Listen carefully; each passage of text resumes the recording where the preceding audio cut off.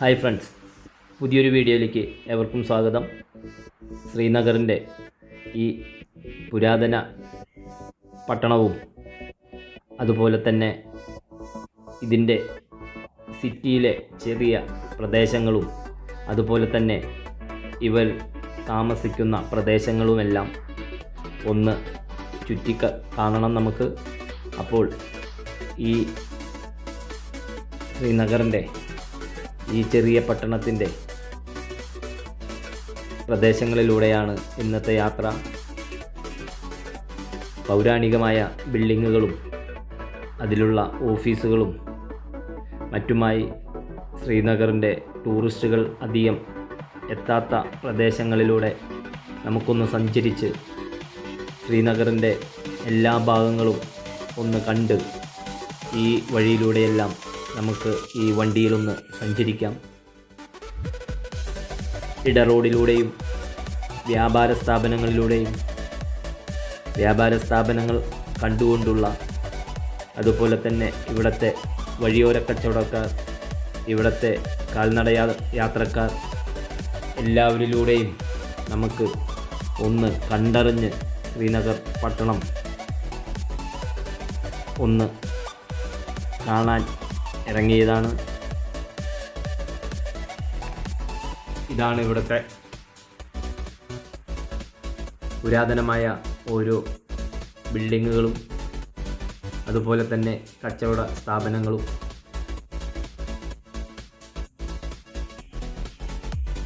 ഈ ശ്രീനഗർ പട്ടണത്തിൻ്റെ പുറത്തുള്ള വീടുകൾ വളരെ പരമ്പരാഗത കാശ്മീരി ശൈലിയിലാണ് നിർമ്മിച്ചിരിക്കുന്നത്. മരം കൊണ്ടും കല്ലുകൾ കൊണ്ടും നിർമ്മിച്ചിരിക്കുന്ന വീടുകൾ മഞ്ഞുവീഴ്ചയിൽ നിന്ന് സംരക്ഷിക്കുന്നതിനു വേണ്ടി ചെരിഞ്ഞ മേൽക്കൂരയാണ് മിക്ക വീടുകൾക്കുമുള്ളത്. ഇത് ഇവിടുത്തെ ഒരു സ്ട്രീറ്റാണ്. ഇങ്ങനെയുള്ള ടൂറിസ്റ്റുകൾ എത്തിപ്പെടാത്ത ഈ സ്ട്രീറ്റുകളെല്ലാം കണ്ട് അവിടുത്തെ വ്യാപാരങ്ങളെല്ലാം കണ്ട് സഞ്ചരിക്കണമെന്ന് കരുതിയാണ് ഈ ഉള്ളേരിയ, പ്രത്യേകിച്ച് വീടുകൾ നിറയുള്ള പ്രദേശങ്ങളും എല്ലാം കണ്ടുപിടിച്ച് സഞ്ചരിക്കുന്നതിന് വേണ്ടിയാണ് ഇങ്ങനത്തെ ഈ ഒരു യാത്ര ഞാൻ തീരുമാനിച്ചത്. തിരക്ക് അധികമില്ലാത്ത ഒരു പ്രദേശമാണിത്.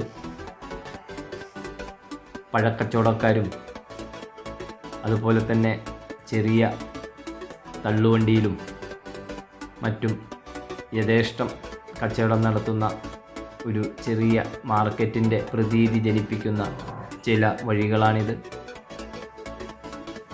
അതിലൂടെയെല്ലാം സഞ്ചരിച്ച് കാശ്മീരി ജനതയുടെ ജീവിതം പകർത്തി, സിറ്റിയിലെ ജീവിതം പകർത്തി, കാശ്മീരി ജനതയുടെ ജീവിതം ഉൾഭാഗങ്ങളിലാണ്, ഈ സിറ്റിക്ക് പുറത്ത്. അത് നമുക്ക് ഇവിടെ നിന്ന് അടുത്ത ദിവസം പോകുന്നത് ഗുൽമാർഗിലേക്കാണ്. ഗുൽമാർഗിൽ നിന്ന് തിരിച്ച് വീണ്ടും ശ്രീനഗർ വന്ന് അവിടുന്ന് സോനാമാർഗിലേക്കാണ്. ഈ പോകുന്ന റൂട്ടുകളിലെല്ലാം തന്നെ ഒത്തിരി ഈ പ്രകൃതി രമണീയമായ ദൃശ്യങ്ങളും അതുപോലെ തന്നെ അവരുടെ ദൈനംദിന ജീവിതവുമെല്ലാം കണ്ട് നമുക്ക് ആ വഴിയിലൂടെയും സഞ്ചരിക്കണം. ഇന്ന് ഇവിടുത്തെ ഈ സിറ്റി ജീവിതം ഒന്ന് കാണുന്നതിന് വേണ്ടിയാണ് ഇങ്ങനെ ഒന്ന് ഉൾഭാഗം തിരഞ്ഞെടുത്തത്. നമ്മൾ കഴിഞ്ഞ വീഡിയോകളിലൊക്കെ കണ്ട ദാൽ തടാകവും മുഗൾ ഗാർഡനും ഷാലിമാർ ഗാർഡനും എല്ലാം തന്നെയാണ് ടൂറിസ്റ്റുകൾ അധികം എത്തിപ്പെടാറുള്ളത്.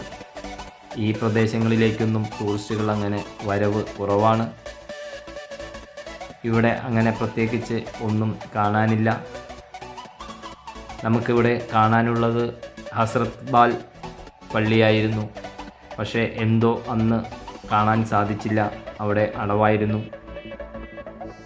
അവിടെ മുഹമ്മദ് നബിയുടെ മുടി തിരുശേഷിപ്പായി സൂക്ഷിച്ചിരിക്കുന്ന ഒരു പള്ളിയും കൂടിയാണത്. ഇനിയത്തെ വരവിൽ അതും കാണണമെന്ന് വിചാരിക്കുന്നു. ഈ പ്രദേശങ്ങളിലൂടെയെല്ലാം സഞ്ചരിച്ച് ഇതിന് പുറത്തുള്ള ഇവരുടെ ഗ്രാമങ്ങളിലേക്കും കൂടി ഒന്ന് കടക്കണം.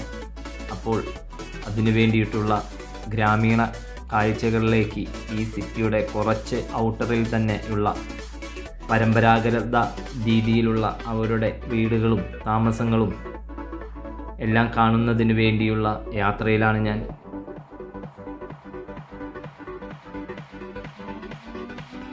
ഇവിടങ്ങളിൽ കൂട്ടുകുടുംബങ്ങളായി ജീവിക്കുന്ന ഒരു പ്രദേശം കൂടിയാണ്. പരമ്പരാഗത മൂല്യങ്ങൾ കാത്തു സൂക്ഷിക്കുന്ന ഒരു ഏരിയയാണ്. നമ്മൾ അങ്ങനെ ഔട്ടറിലേക്ക് എത്തി. ഇതൊരു ചെറിയ തോടാണ്. തോടിന് മുകളിലൂടെ പലകയെല്ലാം അടിച്ച് ഉള്ള ഒരു ചെറിയൊരു പാലം നിർമ്മിച്ചിട്ടുണ്ട്.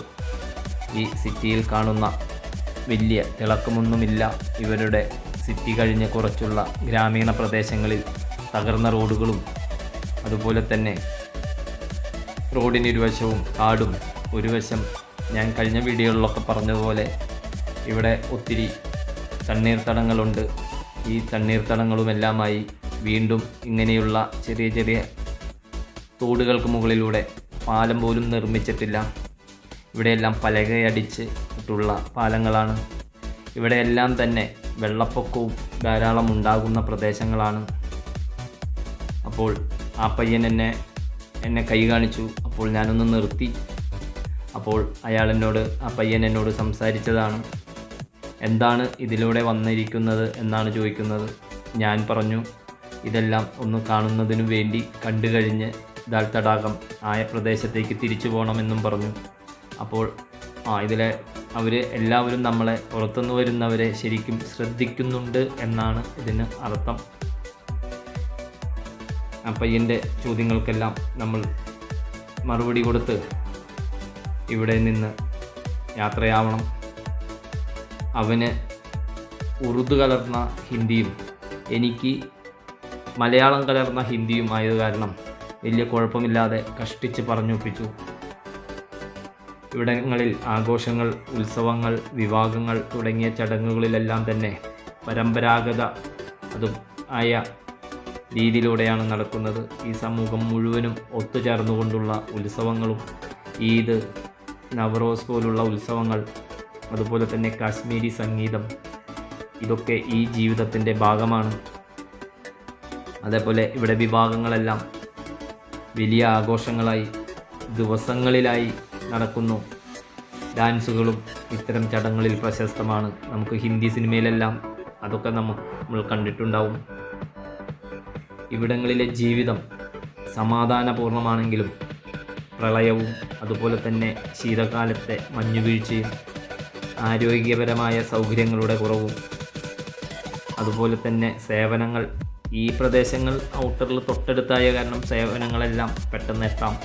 പക്ഷേ ഒന്നും കൂടി ഹിമാലയത്തിൻ്റെ അടിവാരങ്ങളിലേക്ക് പോകുമ്പോൾ സേവനങ്ങൾ എത്താനുള്ള പ്രയാസവും ഇവിടുത്തെ രാഷ്ട്രീയ അസ്ഥിരാവസ്ഥയും എല്ലാം ഇവിടുത്തെ ജനങ്ങളെയും ബാധിച്ചിട്ടുണ്ട് എന്നെനിക്ക് തോന്നുന്നു. നമ്മുടെ കുട്ടനാടൻ പ്രദേശത്തിലൊക്കെ കാണുന്നത് പോലെയുള്ള ഒരു തോടുകളാണിത്. ഈ തോട്ടിലെല്ലാം ചെറിയ ചെറിയ വള്ളങ്ങൾ കിടക്കുന്നുണ്ട്. ഇതെല്ലാം ചെറിയ ചെറിയ ഗല്ലികളിൽ കൂടെയാണ് നമ്മൾ യാത്ര പോകുന്നത്.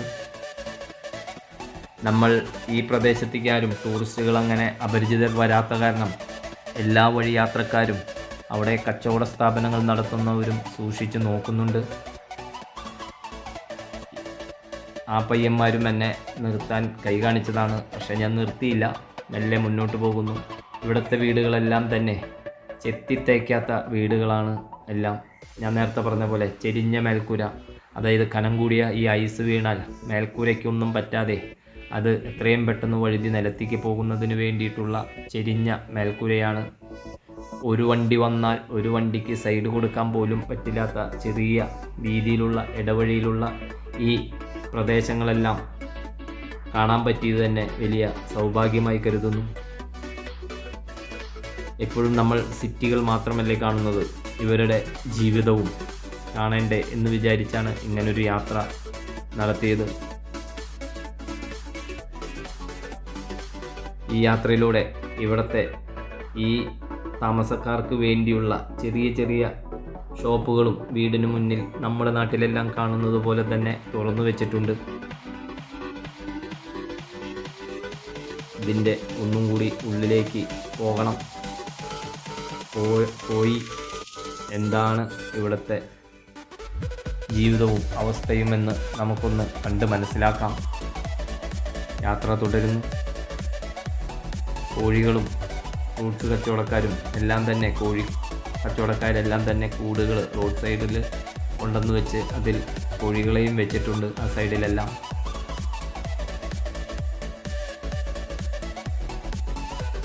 സമയം സന്ധ്യയായി കഴിഞ്ഞിരിക്കുന്നു. 6:30 അടുക്കുന്നു. ഇവിടെ നേരം വൈകിയാണ് അസ്തമയം. 7-7:30 ആവുമ്പോഴാണ് അസ്തമയം. അതുകൊണ്ട് 6:30 കഴിഞ്ഞിരിക്കുന്നു സമയം. ഞാൻ വീണ്ടും ഒരു പാർപ്പിടങ്ങളുടെ മാത്രമുള്ള ഒരു ഏരിയയിലേക്ക് വീണ്ടും ഞാൻ വണ്ടി ഓടിച്ച് പോയി. അവിടുത്തെ വീടുകളും ഇതുപോലെ തന്നെ പുരാതനമായ പൗരാണികമായ വീടുകളാണ് എല്ലാവരും നിർമ്മിച്ചിരിക്കുന്നത്. വീണ്ടും ഈ ഗല്ലിയിൽ കൂടെ ഉള്ളിലോട്ട് പോകുമ്പോൾ അവിടെ ഇരുന്നൊരാൾ ജനലിൻ്റെ ഉള്ളിൽ കൂടെയൊക്കെ നോക്കുന്നുണ്ട് എന്നെ. ഒരു അപരിചിതൻ്റെ വണ്ടി ബുള്ളറ്റ് ഇതിനിടയിൽ കൂടെയെല്ലാം പറപ്പിച്ച് വരുന്നത് കാണുമ്പോൾ അവരും വളരെയധികം നമ്മളെ വീക്ഷിക്കുന്നു. ഈ ഗല്ലികളിലൂടെയെല്ലാം കടന്ന് എവിടം വരെ അവിടെ ഒരാൾ എന്നെ ഇവിടം വരെയാണ് ഈ വണ്ടി പോകാൻ സാധിക്കുന്നുള്ളൂ. ഇവിടെ വന്നപ്പോൾ വഴി ബ്ലോക്കായി. അവരെല്ലാം എന്നെ ആകാംക്ഷയോടുകൂടി നോക്കി നിൽക്കുന്നുണ്ട്. ഇവരോട് ഇവിടത്തെ പറ്റിയെല്ലാം ചോദിച്ച് മനസ്സിലാക്കി ഡാൽ ലേക്കിലേക്ക് എവിടേക്കാണ് പോകേണ്ടതെന്നെല്ലാം ചോദിച്ച് മനസ്സിലാക്കി ഇവരുമായി വർത്താനം പറഞ്ഞ് നിൽക്കുകയാണ്. ആ ഇക്ക വന്ന് ഞാൻ എവിടെ നിന്നാണ് വന്നതെന്നും കേരളത്തിലെന്നാണെന്ന് പറഞ്ഞപ്പോൾ അവർക്ക് കേരളം അത്ര അങ്ങോട്ട് പരിചയമില്ല. ഈ ആൾക്ക് ഒരു ചെറുപ്പക്കാരൻ കാലിനെന്തോ സംഭവിച്ചിട്ടുണ്ട്. ഊന്നുവടിയിലാണ് വരുന്നത്. ആ വീടിനുള്ളിലും ഒരു ചെറിയ ജനല തുറന്ന് അവിടെയും ഒരു ചെറിയ കച്ചവടം നടത്തുന്നുണ്ട്. ഇങ്ങനെ അവർ എന്നോട് സംസാരിച്ചും ഞാൻ അവരോട് സംസാരിച്ചുമെല്ലാം ഇവിടം വരെയാ ഈ വഴി വരുന്നുള്ളൂ, ഇവിടെ നിന്ന് തിരിച്ചു പോയിക്കോളാൻ അവർ പറഞ്ഞു. ഞാൻ നോക്കി, ഇവിടം തന്നെയുള്ളൂ ആ വഴി, ഇത്രമാത്രം. അപ്പോൾ ഈ പ്രദേശങ്ങളെല്ലാം കണ്ട് ഇന്ന് രാത്രിയായ കാരണം ഇന്ന് ശ്രീനഗറിലെ റൂമിലേക്ക് മടങ്ങുന്നു.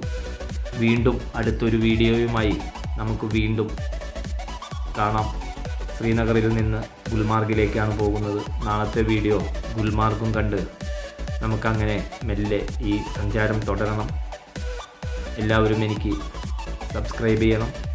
വീഡിയോ കാണുന്നവർ എന്നെ സപ്പോർട്ട് ചെയ്യണം എന്ന് പറഞ്ഞുകൊണ്ട് ഇന്നത്തെ വീഡിയോ ഇവിടെ നിർത്തുന്നു.